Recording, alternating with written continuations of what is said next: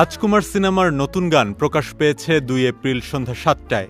গানটি পেয়ে শাকিব ভক্তরা বেজায় খুশি। নতুন বেশ কিছু দৃশ্য ও শাকিব খানের লুকে বিস্মিত হয়েছেন ভক্ত দর্শকরা।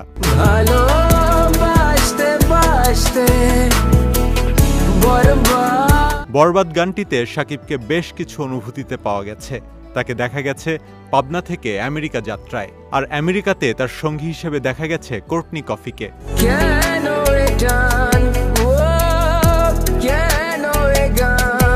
পাবনার সুবিশাল সরিষার ক্ষেত, পাকশি রেলওয়ে স্টেশনে দেখা মিলেছে শাকিবের। তখন তার মুখে ছিল উচ্ছ্বাস, চোখে ছিল স্বপ্ন। বিভিন্ন দৃশ্য দেখে অনুমান করা গেছে কোর্টনি কফিকে বাংলাদেশে নিয়ে আসার স্বপ্ন দেখেন শাকিব।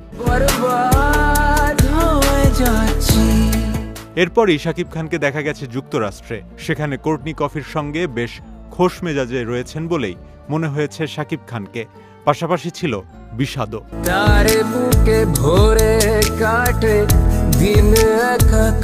প্রিয়তমা সিনেমার তুমুল জনপ্রিয় ঈশ্বর গানের সুরকার প্রিন্স মাহমুদ বরবাদ গানের সুর করেছেন, কথাও লিখেছেন।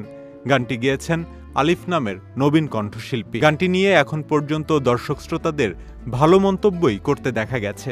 ৪০ মিনিটেই প্রায় ৫০,০০০ বার দেখা ও শোনা হয়েছে গানটি।